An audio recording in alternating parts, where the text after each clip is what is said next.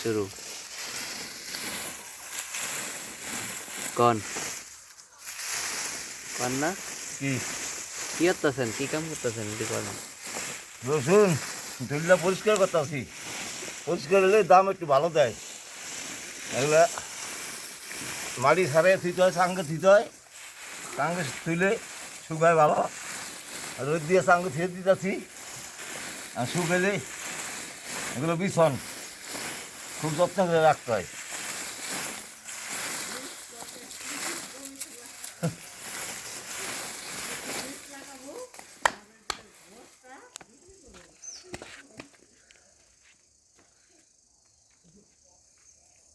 না না না